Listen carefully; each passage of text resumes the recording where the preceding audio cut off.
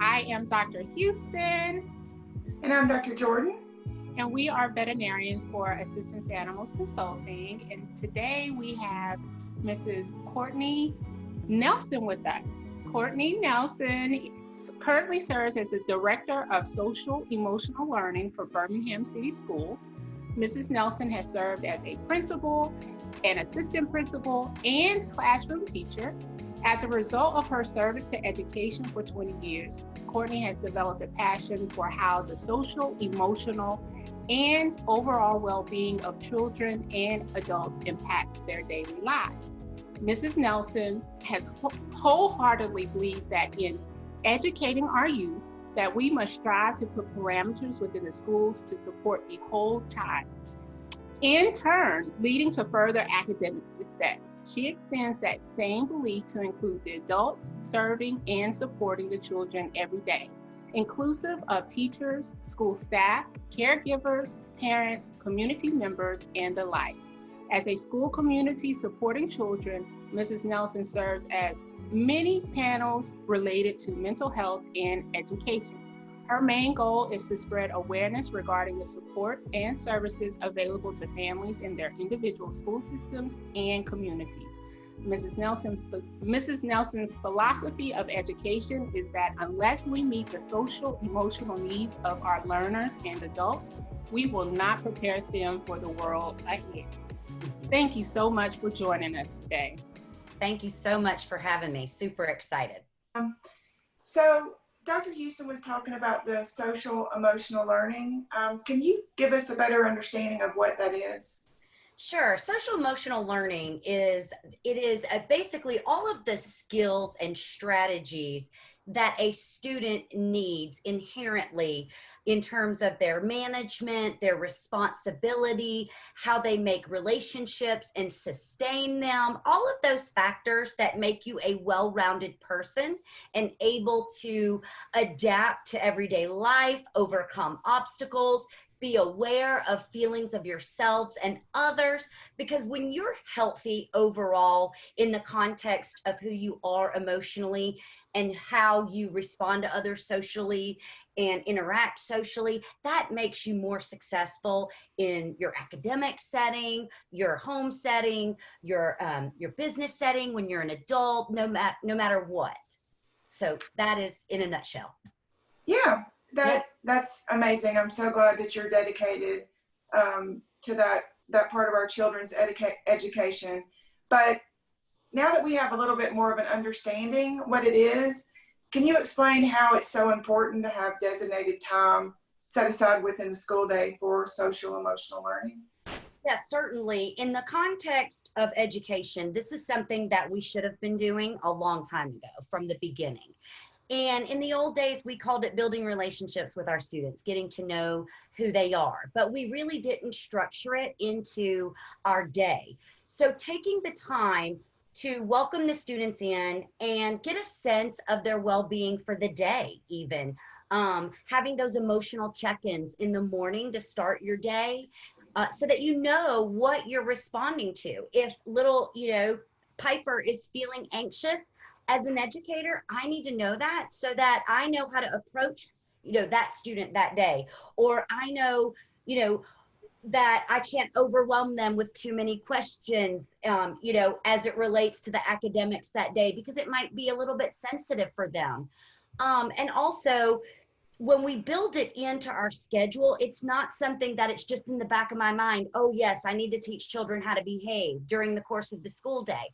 No, it's teaching children in the context of these emotional competencies. So for example, if, I need to be addressing responsible decision making, I need to make sure that I explain what is responsible decision making and what context are you going to use the skills about making a responsible decision.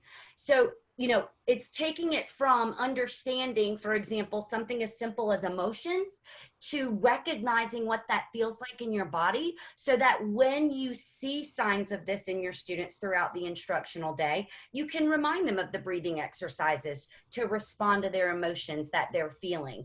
or they become self-aware, which is also another competency of when they're feeling a little anxious, and they know to in turn use their strategies that you discussed. But if it's not built in, then we're just subconsciously teaching it throughout whenever we can versus really putting it at the forefront. If we are not well and our children are not well emotionally and cannot regulate themselves internally, then how can we expect them to process information and take in things during academic time? They're just not available for learning if we don't address these things.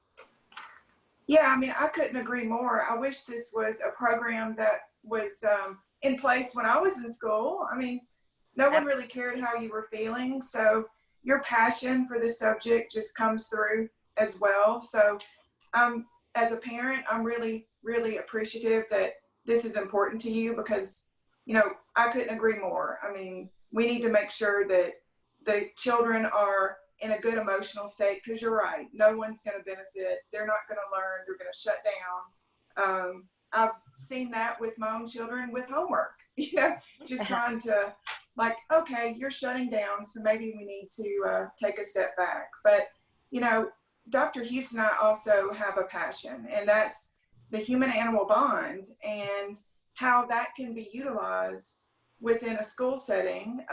I think it just can't be understated. It's pets help children with their development, their social skills. They're non-judgmental, which is huge when you're talking about especially middle schoolers. That's a really hard age. They're non-judgmental. They're gonna be support for them. Having them in the classroom has been associated with less stress. Mm-hmm. Even if they're not touching or interacting, just having their presence in the classroom is just such a stress reliever. I think we all know that even in our homes. And mm-hmm. if you're fortunate enough to be able to take your animal to work, you know, it helps you there as well. So the human-animal bond has been studied extensively. We all knew it inherently, but it's really been shown to just be of such benefit, and getting it in the forefront with children, I think, is just a perfect combination. Yeah. Absolutely. I couldn't agree more. I've seen that when I was principal of an elementary school in Birmingham. We did use therapy animals in the classrooms, and you are exactly right. Oftentimes when students are struggling, we put them in situations where they have a fidget or they have something tactile oriented that they can interact with. Well, what better resource than to have an animal that can interact with us and show us affection, even if they are just, you know, like you said, they're not necessarily touching but just reading with the animals, and just they feel a sense of belonging and interacting with something of real life. Yeah, that's a great segue into this next question, Courtney. Currently, does Birmingham City Schools have any programs specifically designed for students that have or need assistance animals? And assistance animals is an umbrella term that incorporates service animals, emotional support animals, or what you just said, a pet therapy program. Mm-hmm. Mm-hmm. In the context of, you know, we do have a special education department that I am not aware if they have any medical assistance animals. I forgot the term that you used. I'm sorry if I'm using the wrong terminology, but in terms of therapy dogs and things like that, yes, there have been partnerships with individual schools, not so much at a district level, but definitely with partnerships with individual schools, having those dogs come in and work with groups of students, and not necessarily students who are in therapeutic behavior units, yes. Students who need academic support in reading that may be at risk, using those opportunities for reading with the animals as well. Yeah. I mean, between you and Dr. Jordan, you guys have both touched on some of the scientific benefits of having animals in the classroom or in a school setting. You know, for us, from our perspective as veterinarians and what we do at Assistance Animals Consulting, it's important for us to advocate for the health and well-being of the animal that are participating in these programs, whether they're there supporting their handler as a service animal, whether it's a counselor who is using their personal pet as a therapy dog during their sessions, or if they feel that a student may really be impactful with the use of an emotional support animal, and how to go about assisting them and their parents in that aspect. And from our perspective, we think that it's very beneficial to consider a therapy animal program on a broader spectrum within the school system. And of course, part of what we do is help to develop and implement strategies and provide guidance as the veterinary professionals who are focused on this aspect of veterinary medicine. Yeah. I love it. And I appreciate, I think you mentioned it in the context of, I see it as advocating on behalf of the families, the importance of this being infused in the educational system and not seen as, a threat to schools to have an animal come in, a safety concern, things like that, I think is so important, because I think sometimes that's where the disconnect is. Yeah.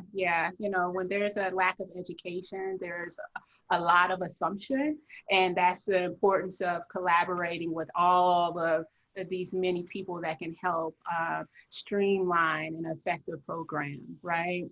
Absolutely. So 100%.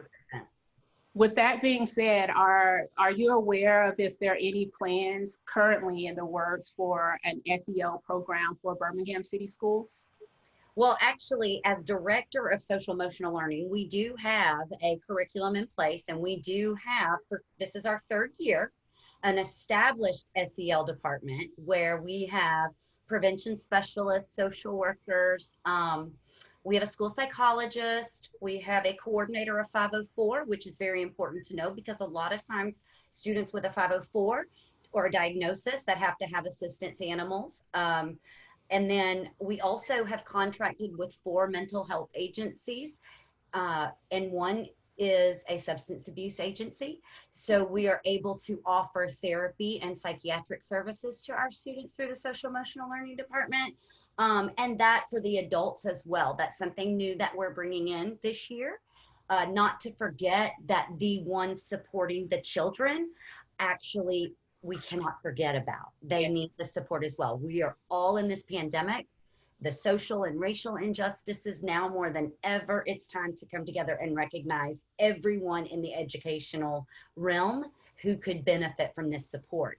And this is something that we have not, at a district level, been a part of conversation that I know of to this point, but I am super excited at the possibility, because I know this can work. I've seen it in my school, and I've seen the reaction of the children. So I'm excited. Well, we are excited for you. We're excited in your role, and as you continue in your role in supporting the whole child and creating different services to support them, along with the teachers, the school staff, the caregivers, the parents, the community members. We hope you will consider how Assistance Animals Consulting can partner and collaborate with you as well, along with the Birmingham City Schools, especially as it relates to creating and facilitating programs for social emotional learning and the benefit of the human-animal bond, whether that is in person or virtual, especially within this pandemic era. So, yes, absolutely. I am super interested and excited about the possibility, truly. Awesome. Well, this has been such a great conversation. I've learned so much about what social emotional learning is.